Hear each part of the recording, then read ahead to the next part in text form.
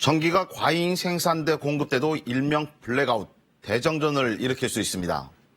이에 따라 제주에선 신재생에너지 발전량을 의도적으로 줄이는 출력 제어 조치가 이루어지고 있는데요. 도내 태양광 발전 사업자들이 이 조치로 막대한 피해를 입고 있다며 정부를 상대로 첫 행정소송을 제기했습니다. 김동훈 기자입니다.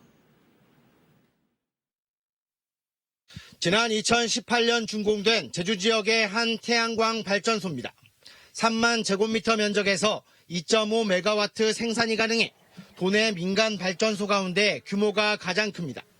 하지만 지난해 7차례 출력 제한 조치가 이루어졌고 올해는 벌써 10차례에 이르고 있습니다.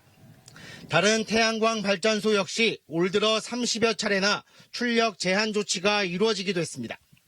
태양광 사업자 측은 이런 출력 제한 조치로 인한 피해액이 100억 원을 넘을 것으로 추산하고 있습니다. 이 시간이 거의 태양광 발전 하루에 70~80%의 발전량이 담보되는 시간입니다. 근데 정작 중요한 이 시간대 출력 제어가 보통 이루어지기 때문에 1년에 한 100억 정도 규모로 보고 있습니다.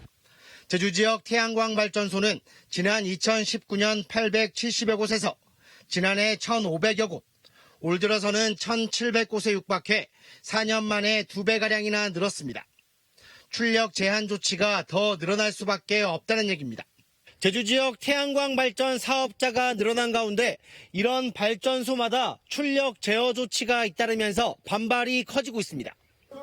제주 지역 태양광 발전 사업자 10여 명이 출력 제한 조치로 피해가 가중되고 있다며 정부를 상대로 첫 소송을 제기한 이유입니다.